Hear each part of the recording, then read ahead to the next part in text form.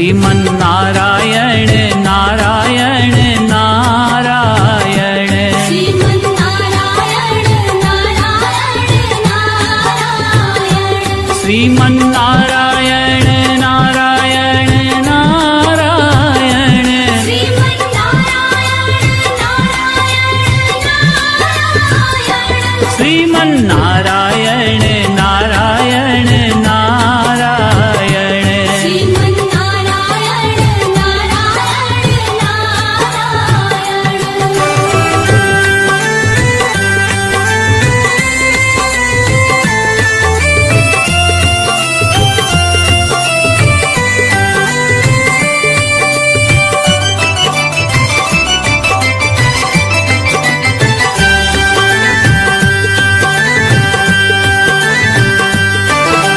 लख 84 भोग के तूने यह मानव तन पाया।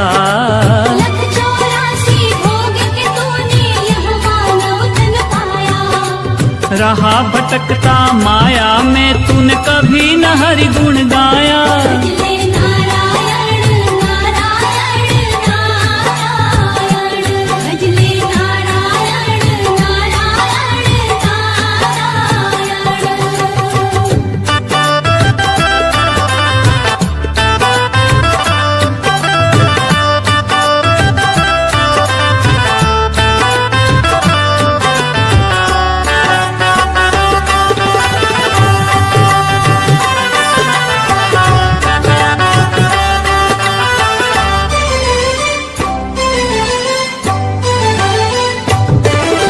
वेद पुराण भागवत गीता आत्म ज्ञान सिखाए। वेद पुराण भागवत गीता आत्म ज्ञान सिखाए। रामायण जो पढ़े हमेशा राम ही राह दिखाए। भजले नारायण नारायण नारायण भजले नारायण नारायण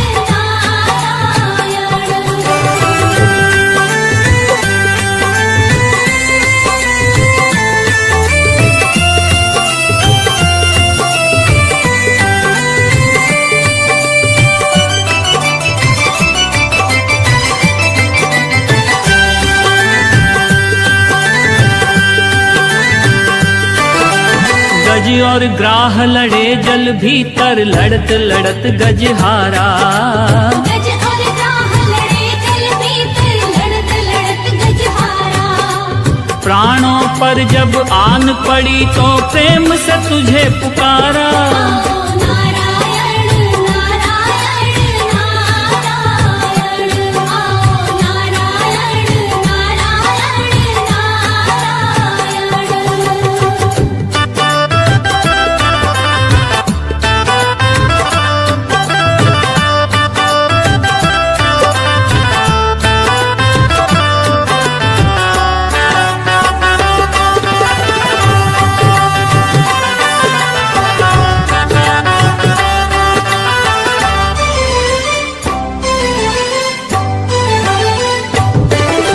कोई नहीं है जग में तेरा तू काहे भरमाए।